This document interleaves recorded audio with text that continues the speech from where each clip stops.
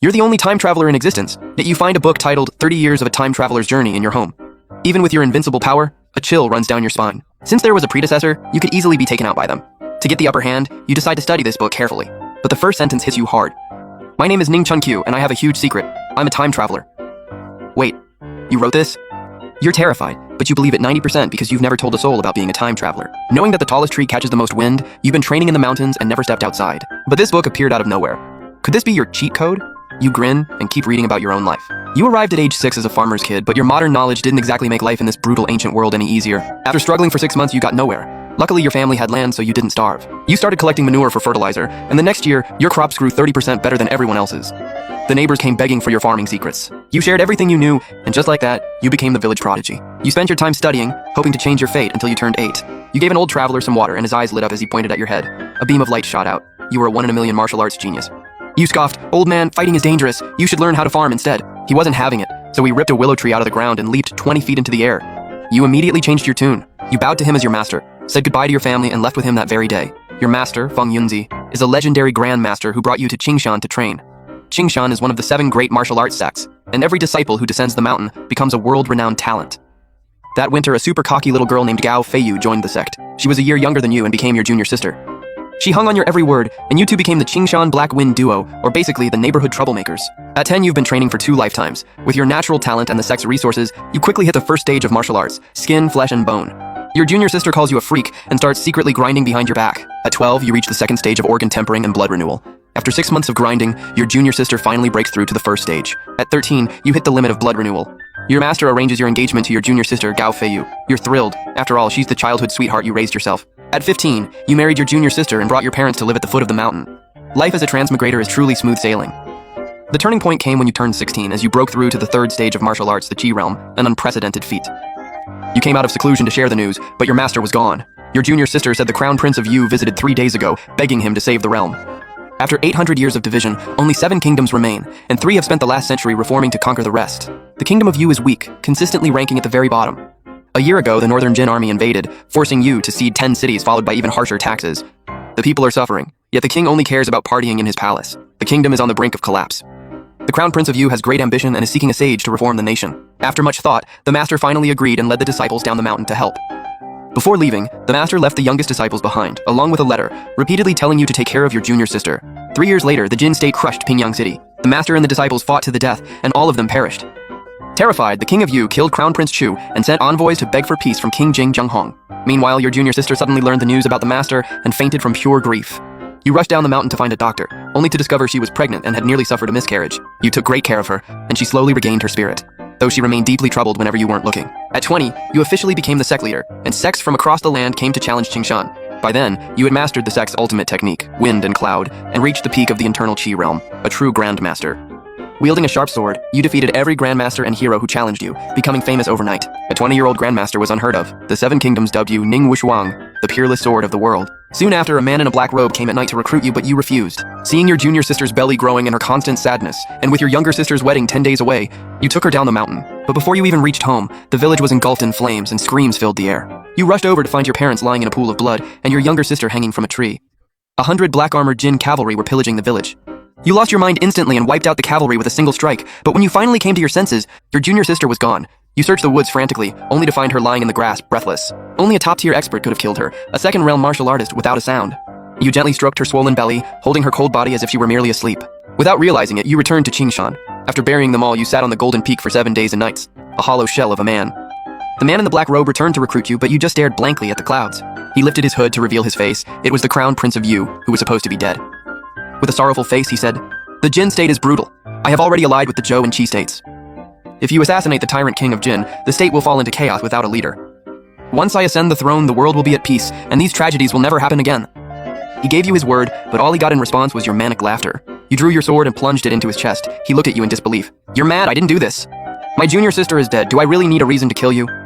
You then rode 800 miles through the night, stormed the palace of Yu, and killed the king in front of everyone. The kingdom was in an uproar, branding you a traitor, and countless patriots sought your head. The new king of Yu sent an army of 3,000 to surround and kill you. With just one sword, you took the king's head amidst thousands of soldiers, leaving them all terrified. "I don't know who the mastermind is, and I don't care, I'm just here to slaughter. Better to kill 1,000 innocent than to let one guilty soul escape." A month later, every top-tier martial artist who had visited Qingshan or you, or even those who went into seclusion during that time, were all dead. You wiped out countless clans and sects, even slaughtering the entire martial arts world of the Seven Kingdoms. Even when the three grandmasters joined forces, they could only fight you to a draw. From then on, the world called you the Sword Demon. Only the Jin Kingdom remained. At 23, you stormed into Jin, treating their top experts like mere paper tigers. The Jin Grandmaster was no match for you and could only watch as you broke into the palace. But just as you got within 100 paces of King Jianghong, your senses flared, and a golden streak of light shot out. You dodged instinctively, but an arrow still struck your knee. The arrow was poisoned, and your combat power plummeted instantly. The Jin Grandmaster seized the chance and ambushed you with toxic powder. Your eyes stung and everything turned blood red. You unleashed a secret sect technique, surging your internal energy to severely wound the Grandmaster and fight your way out. You managed to break through the encirclement. With a crippled leg, failing eyesight, and your body ravaged by poison and depleted energy, you were a shadow of your former self. To stay hidden, you disfigured yourself and lived on the streets as a beggar. At 25, you were fighting over scraps with stray dogs in White Cloud City. The locals looked at you with disgust, thinking you were just a madman. No one could have guessed that you were once the legendary Ming Wushuang. Your life had seen the highest highs and the lowest lows. In your despair, you entered a profound state, neither sad nor happy, neither living nor dead, and grasped a new sword intent, even touching a realm beyond the Grandmasters. You grasped a new sword intent, even touching a realm beyond the Grandmasters. That year, the Jin Kingdom produced many great generals, gathering all the world's talent. Jianghong swept east to conquer Zhou and west to destroy Qi, poised to unify the land. At 30, King Jianghong declared himself emperor. He then set out on a grand tour of the realm. As he passed through White Cloud City and the old Yu territory, you finally saw your chance. You hid in the crowd and lunged with your sword at Emperor Jianghong from 10 paces away. Suddenly, a golden light erupts from his body, blocking your lethal strike. You slash 3 more times in a row, and the golden light starts to fade.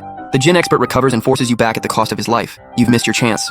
You have no choice but to retreat and wait for another opening. A month later, the Jin prince is assassinated in the capital, followed by several officials, leaving the court in a state of panic. But surprisingly, your rival Jiang Hong, who hadn't slept in months, finally breathes a sigh of relief. Because you, that brute, are dead. You stare at this chronicle in silence. Something's not right, is it? My sweet junior sister and my unborn child just like that? My whole family is gone. I spent 10 years crippled and blind, enduring all that humiliation, and it all ends because of one reckless outburst? The smile fades from your face. You throw the book on the ground and are about to stomp on it when a crisp voice suddenly rings in your ears. Congratulations on unlocking the Life Achievement panel. You've completed the Blue Achievement Massacre, with over 1,000 kills, surpassing 99.5% of people in the Qingshu realm. Because of your lawless and shocking deeds, the legend of the Sword Demon still haunts the martial world of Jin 300 years later. You have received a special achievement reward. Would you like to claim it now? You stare blankly at the interface that just popped up. Is this my real cheat code? You claim the reward and the gray panel begins to tremble. You've obtained the special achievement reward, Sword Demon's Mind's Eye. In an instant, an inexplicable wave of sorrow washes over you. You swipe your hand through the air and the passing wind is sliced in two. This is the power beyond the Grandmaster level that you touched upon in the book. You pick up the fallen booklet in shock. You read it carefully again. This book is clearly written about my future. So I can earn achievements even through this? The me in the book clearly didn't have this life achievement panel. 3 years later, my master dies in battle, and Mastermind uses my sister's wedding as a distraction to poison my junior sister and my unborn child while I'm away. This is clearly a targeted hit. And how did Crown Prince Chu Yu know all of this? I must have reached the threshold beyond the Grandmaster level, yet even with my sword intent I couldn't kill the Jin Emperor. The martial world doesn't know what that golden light is, but what could block multiple sword intents? Jin unified the world in just a few decades, but the Yu Kingdom has nothing to do with me. I'd better focus on protecting my own family first. So the first step is to save my master. With your mind made up, you tuck the booklet away and head to the main hall of Bayun Peak. Seeing you arrive, your junior sister pulls a letter from her robes. Brother, before Master left with the others, he told me to give this to you. You take the letter, barely glancing at it, and snap. Master's getting on in years, yet he's out there playing hero? Doesn't he know it's a war zone? He's going to throw away his entire reputation for nothing. Junior sister, come with me, we're going to bring him back. You immediately grab Gao Feiyu and head down the mountain. As long as Master stays out of the war between Jin and Yu, the disciples of Qingshan can survive. None of the future tragedies will happen. Your secret identity as a young Grandmaster won't be exposed. You won't become the world-famous Ning Wushuang, and no one will target you for your value. Whoever ends up ruling the empire won't matter. You'll still be living your life on the mountain. Gao Feiyu stops in her tracks, tugs on your sleeve, and shakes her head. Master is a descendant of a famous Yu general. His family has served the nation for generations. With the country in crisis, he's not coming back. Besides, he's one of the 5 great Grandmasters in the world. He can definitely look after himself. You frown at this. The brutality of the martial arts world and the battlefield are two completely different things. A fierce general on the battlefield might only be at the second stage of martial arts, but their stamina and strength are superhuman. Add heavy armor and a warhorse, and they can cut through thousands like butter. A mere 500 elite soldiers can form an unstoppable iron tide that even a Grandmaster would have to avoid. After all, even the strongest Grandmaster is still made of flesh and blood. You return to your room and look at the entry from when you first came out of seclusion at 16. Even though you've already decided to go down and secretly help Master, the text in the book hasn't changed at all. You stare at the words, "You can only trigger an achievement once? What good are you?" You wait patiently for nearly 3 hours, but as dawn approaches, nothing happens. Frustrated, you stand up with the book in hand. You accidentally tear off the words "stay on the mountain," and suddenly a clear message flashes in your mind. Use 1 point of destiny to rewrite this part of your life? So that's how it works. You're shocked at first, But then you check your remaining 5 points of destiny and rewrite your life without a second thought. As the thought settles, the text on the page begins to vanish eerily, replaced by a new line of writing. You know Master won't be defeated and killed for another 3 years. Knowing your strength is still lacking, you aren't in a rush. You spend 3 months consolidating your cultivation before starting to train in the wind and cloud arts. The wind art is a sword technique called the 72 paths of vertical and horizontal swords, and the cloud art is a movement technique called white clouds drifting. Both are top-tier martial arts. Thanks to your sword demon's insight, it only takes you 7 months to master both, bringing your combat power to the level of a grandmaster. You summon the disciples and announce you're going into seclusion to break through to the inner chi stage, leaving Gao Fei Yu in charge. In reality, you head to Pingyang City to persuade Master to return. He refuses, so you stay to scout the situation, but what you find leaves you completely baffled. The situation for the Yu Kingdom looks great. Before becoming the Qingshan sect leader, Master was already a renowned general, and his defense of the border now has the full support of the nation. Supplies are plentiful, and the soldiers and civilians are united. They have every advantage. Yet Master chooses to hold Pingyang City, only sending out small groups of elite cavalry to occasionally harass the Jin supply lines. Even though the Jin army is strong and fierce, they can't seem to take the small city of Pingyang. After suffering heavy losses, they have no choice but to set up camp, leading to a stalemate around Pingyang. Seeing this, you recall the records. The Yu Kingdom held out for 3 years before Jin was forced to replace their commander with Wei Xin. Then, the new commander Li Ji breached Pingyang, leading to your master's defeat and death. Having read the script, you thought a simple warning to your master would be enough. Yet when you mentioned Li Ji, your master's expression didn't change at all.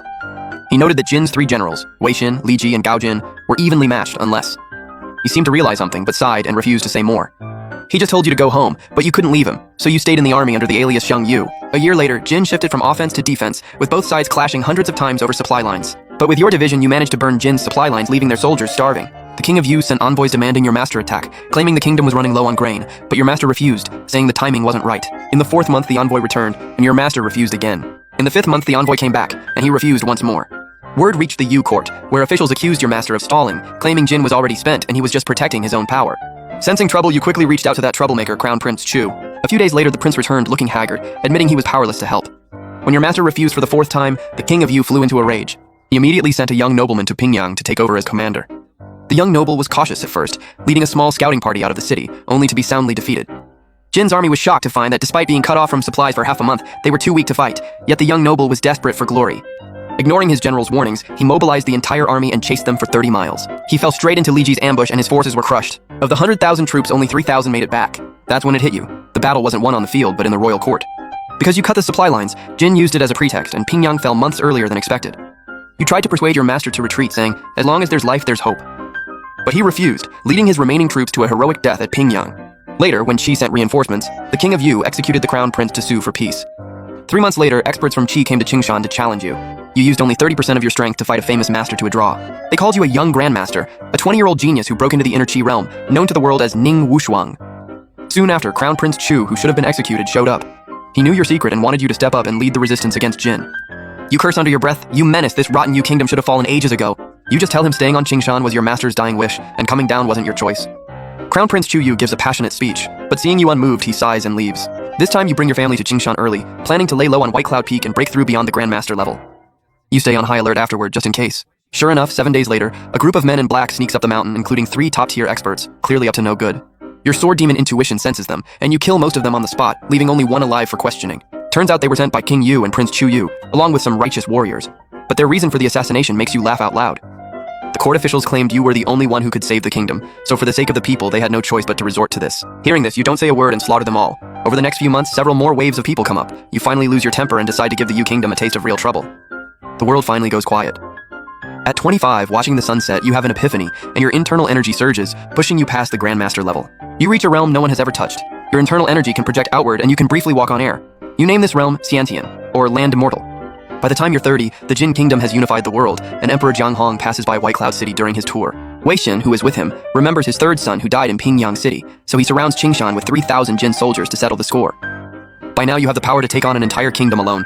3,000 soldiers or even 30,000 are no match for you. You show just a glimpse of your power, and Wei Xin, terrified, bows and retreats immediately. The next day, Wei Xin comes to pay his respects. You stand with your hands behind your back, but before you can say a word, a massive beam of golden light strikes you, and you're vaporized instantly. Seeing this ending, your face darkens. You're a transmigrator, the direct disciple of a Qingshan sect leader. Plus, you're the fastest genius in 5,000 years to break into the 2nd martial realm. How could you be killed in a second? Is this some kind of immortal magic? Since you're a transmigrator with this future-predicting book and a cheat code, you're certain that golden light wasn't martial arts. It must be immortal cultivation magic. If that's the case, screw saving the Yu Kingdom. It's a total waste of time. As for your master, you'll just knock him out and bring him back. But just as you decide to rewrite your life, a crisp voice echoes in your ears. Congratulations, your turbulent life has been rated as a blue-tier life. Martial arts pioneer. You created the fourth realm of martial arts in the Qingshu realm. You are a trailblazing pioneer. You named the fourth realm Xiantian, gaining the favor of the realm's martial destiny, increasing your luck by 3 points, and earning the special title Martial Saint. Immediately, information flows from the Martial Saint title in your mind, revealing 2 effects. First, origin of all. As a reborn martial saint, all martial arts in the world are yours to use. You master them instantly, perfecting them with ease. Second, innovation. Once you grasp the true essence of any martial art, you can evolve it and forge your own path. After receiving the info, you're a bit dazed. In your confusion, you misread Martial Saint as invincible. You rub your eyes, look again, and confirm it. Yep, it's definitely invincible. Suddenly, inspiration floods your mind. You start practicing the flying swallow kick on your lap, and in an instant, your legs become a blur of unpredictable motion, a clear sign that you've mastered the technique. You're secretly amazed, realizing this is all thanks to your Martial Saint destiny. To jump from intermediate to mastery in just 1 practice session? That's insane. It's practically invincible. Thinking about it, you get a little carried away. Then, you suddenly remember that golden light that took out the Xiantian master. It seems only Jiang Hong has that. Could this Jiang Hong, who's conquering the world, be the chosen one of this realm? The more you think about it, the more it freaks you out. You grip the booklet tightly and make a silent decision. The real world is too deep and I'm too young to handle it. I'll wait until my book self becomes an immortal. With that in mind, you quickly use your cheat to cross out the entry for age 16 and add a new line. I choose to stay on the mountain and cultivate, aiming to surpass the Xiantian realm. Knowing you can't resolve your master's situation just yet, you focus on training. With the Martial Saint buff, you master the wind and cloud techniques in just a month. You then pause your martial arts training to focus on internal energy. 2 years later, you break through to the Xiantian realm using the Sword Demon's Mind's Eye, and you even help your junior sister break through her internal energy barrier. She's only 20 and already in the 3rd stage of martial arts, which makes her incredibly happy. Life is full of variety, and you're living well, spending 3 days practicing the yin-yang path. The following year, your junior sister gets pregnant. You think of your master and head down the mountain to Pingyang City overnight. Luckily, the city hasn't fallen yet, though your master has already been stripped of his command. You sneak into the army camp and find him. Dressed in a black robe, you hover in midair, looking every bit like an immortal. The rulers of the Yu Kingdom are courting their own destruction. You've done your best for the people, but fate is hard to change. You and I share a bond. Why not come with me to live in seclusion and pursue the path of immortality? Wouldn't that be better? You give your master 2 choices. He hesitates for a moment, about to refuse. Seeing this, you don't hesitate. You knock him out, leave a letter, dismiss the disciples in the army, and carry him away into the night.